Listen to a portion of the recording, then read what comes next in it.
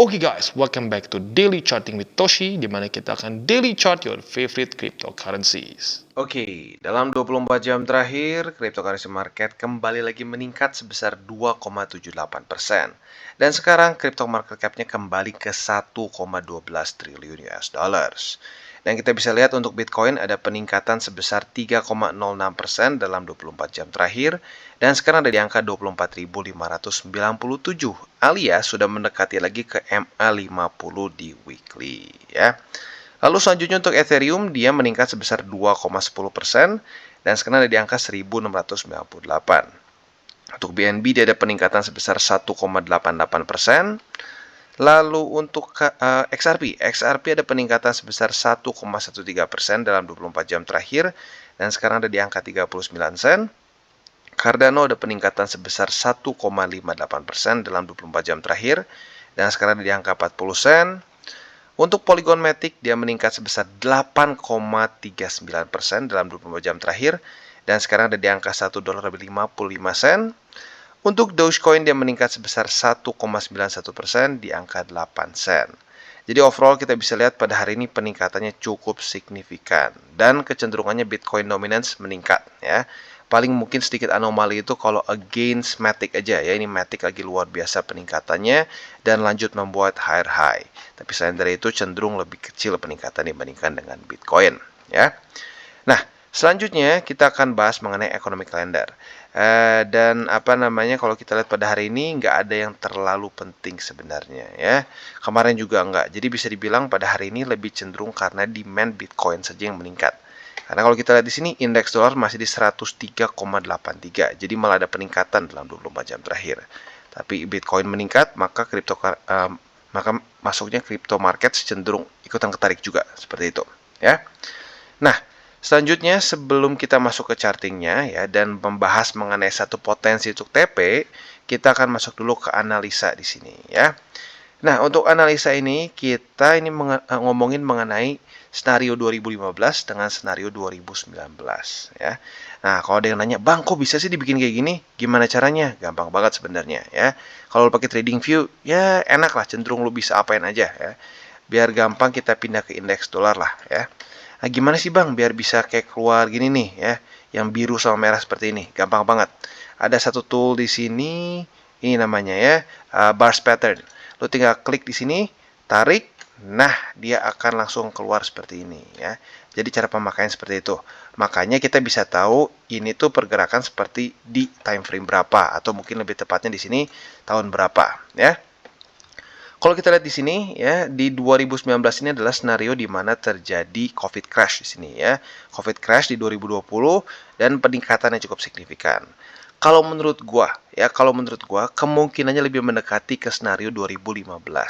Di mana di 2015 ini tidak ada QE yang besar-besaran gitu ya, lebih cenderung ya mulainya saja satu bull market dan lebih mirip seperti kondisi sekarang ya.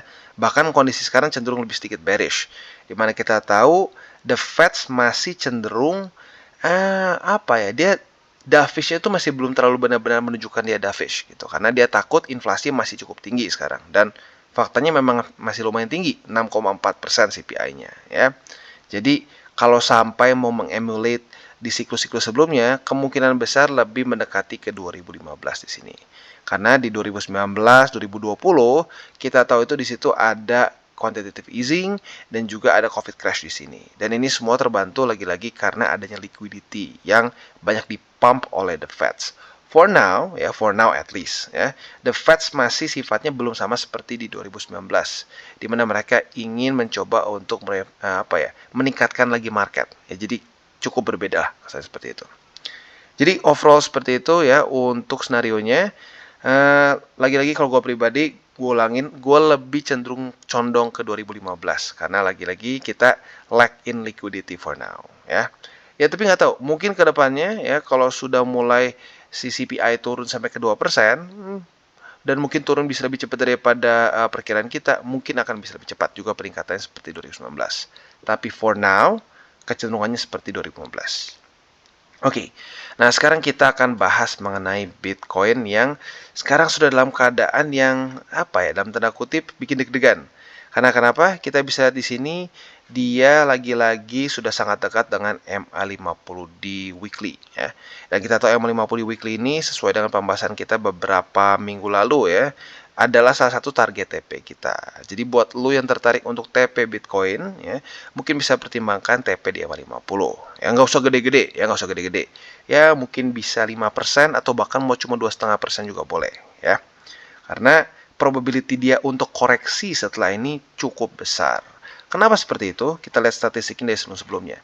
Saat terjadi death cross, seperti di sini, lalu death cross lagi tuh kalau kita mau lihat di sini, ya, biasanya setelah terjadi death cross itu akan terjadi koreksi yang lumayan. Nggak langsung, ya. Death cross justru biasanya malah rally dulu, rally terus koreksi. Nah, koreksinya ini yang kadang-kadang orang suka tidak antisipasi, ya. Banyak yang berpikir, oh nih setelah death cross misalkan di sini ya, oh ini setelah death cross malah rally nih, wah berarti death crossnya nggak valid. Siapa bilang? Seringkali setelah death cross, rally terus koreksi lagi, jadi semacam kayak bull trap. Nah, ekstra hati-hati di situ. Ada possibility seperti itu di price, bukan di price range, tapi di harga sekarang lah, ya, atau di moving average yang sekarang di MA50 yang sudah terjadi death cross dan rally, gitu, ya. Maka dari itu, buat lo yang tertarik untuk TP sedikit, monggo, ya. Oke. Dan selanjutnya kita akan geser ke daily-nya ya.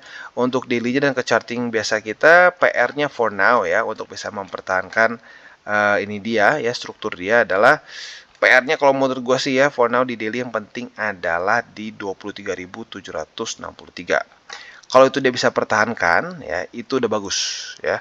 24.495 gue nggak terlalu berharap dulu. Harapan gue lebih ke 23.763. Kalau ini gagal, MA20 gagal, kita geser ke weekly. Ya, weekly-nya semoga tidak tembus full support band.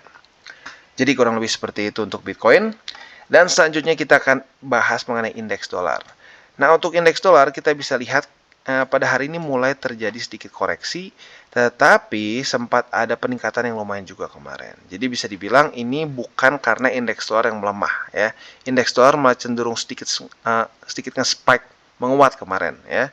Dan kalau kita lihat risk on aset lain juga cenderung kebakaran. Jadi pada hari ini eksklusif lebih ke Bitcoin saja peningkatannya. Ya berarti demand pure dari Bitcoin. Maka dari itu ekstra hati-hati ya. Kalau gue pribadi akan TP mungkin sekitar 2,5%-an untuk Bitcoin.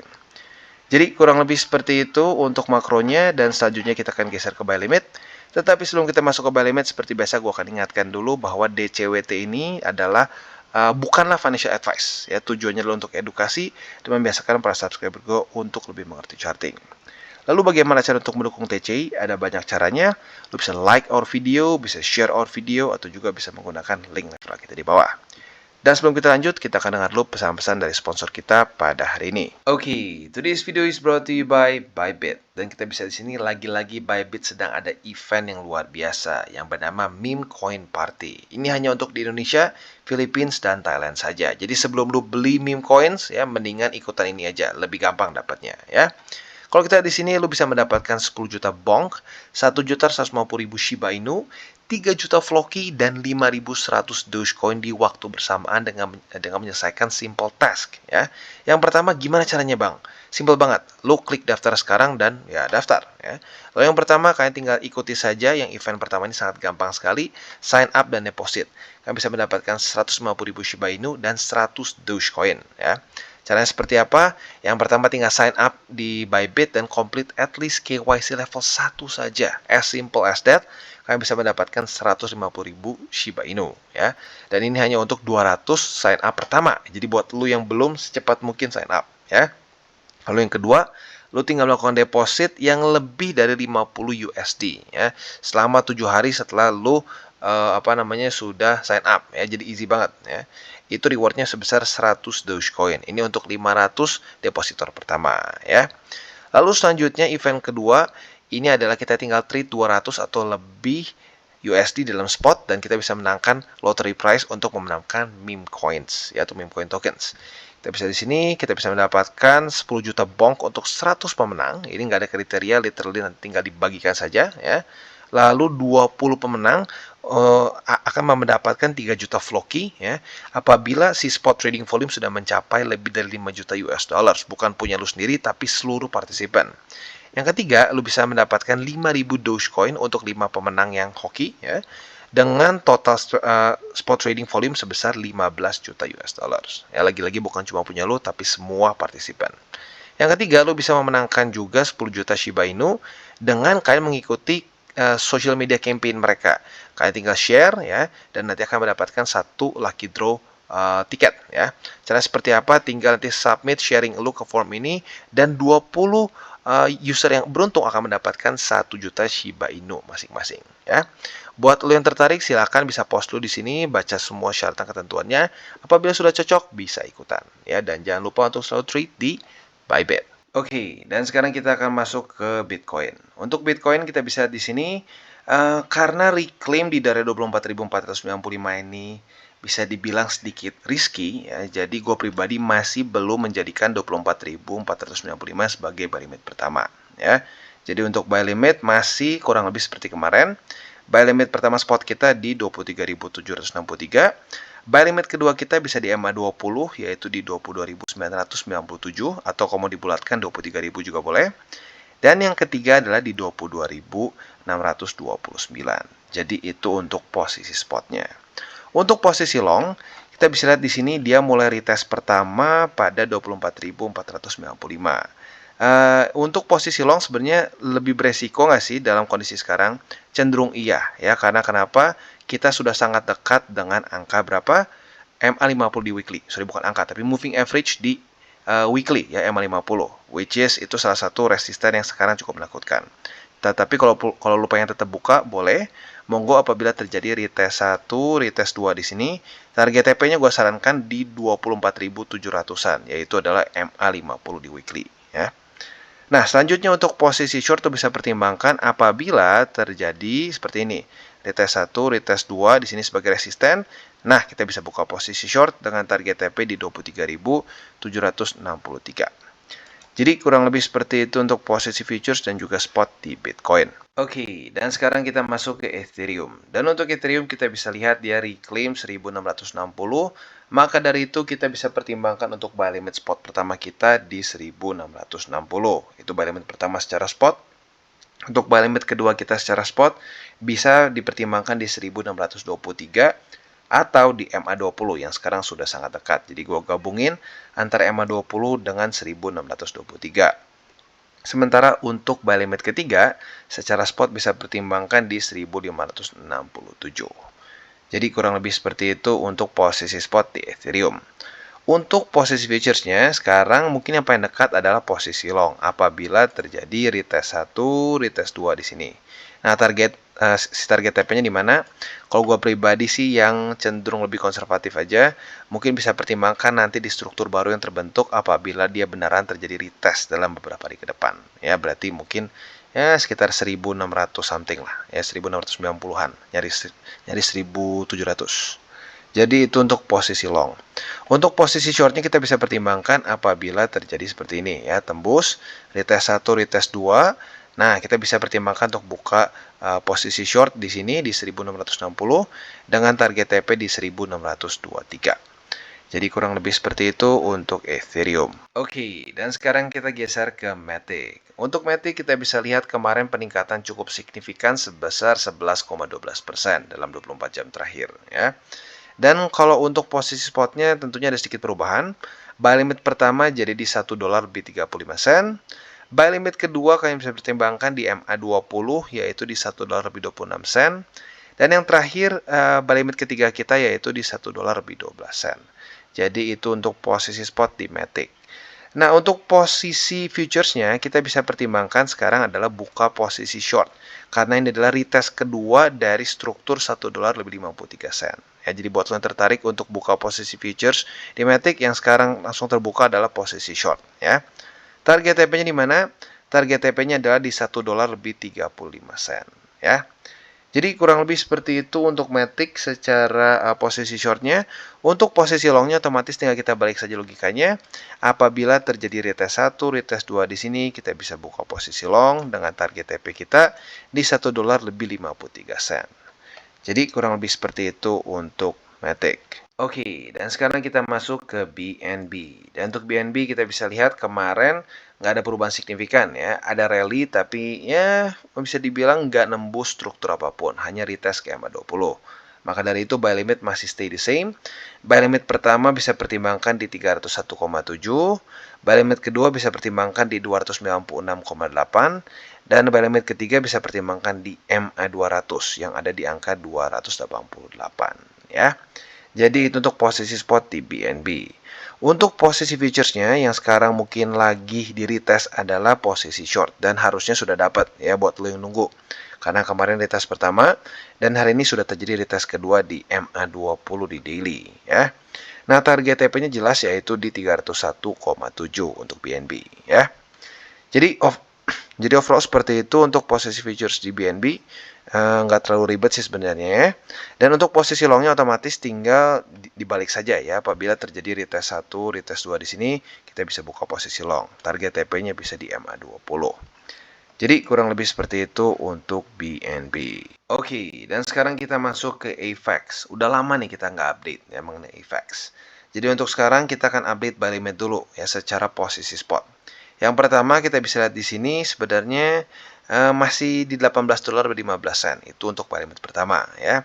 Untuk buy limit kedua bisa pertimbangkan antara di MA200 atau di struktur $17.28. Karena berdekatan jadi lu boleh pilih lah, sama-sama aja ya. Untuk buy limit ketiga bisa pertimbangkan di $16.64 ya. Jadi itu untuk posisi spot di AVAX. Untuk posisi futuresnya sebenarnya secara SOP di sini kita sudah bisa buka posisi short ya karena retest 1 dan pada hari ini kita bisa lihat dia sedikit buka di bawah dari MA20 dan hari ini sedang running di atas dari 20 ya. Maka buat lo yang tertarik untuk buka posisi futures bisa buka di sini posisi short dengan target TP yaitu di $18.18 ya. Nah, untuk posisi longnya otomatis tinggal kita balik saja logikanya. Apabila terjadi retest 1, retest 2 di sini, kita bisa buka posisi long dengan target TP kita di MA20. Jadi kurang lebih seperti itu untuk AVAX secara posisi futures maupun secara posisi spotnya. Dan juga ini ending dari DCWT kita pada hari ini. Seperti biasa gue akan ingatkan, jangan pakai uang panas dan jangan sampai over leverage. Oke guys, jadi itu adalah akhir dari segmen DCWT kita pada hari ini. Dan jangan lupa bagi kalian yang merasakan manfaat dari segmen ini, jangan lupa untuk share ke teman-teman kalian. Dan apabila lu pengen mensupport channel kita, ya TCI, jangan lupa untuk menggunakan link referral kita di bawah. Nggak wajib ya, tetapi apabila lu menggunakan link referral kita di bawah, ada macam-macam ya, dari Bybit, Huobi, Maxi, toko kripto, dan banyak lagi ya. Ya, walaupun nggak wajib, tapi kalau menggunakan link referral kita, lu secara langsung membantu perkembangan dari TCI. Dan satu lagi, jangan lupa juga untuk join Telegram group kita, di mana kita bisa ngobrol-ngobrol santai mengenai dunia cryptocurrency secara dua arah. So, jangan lupa untuk like, subscribe, click the bell icon, and see you on the next video.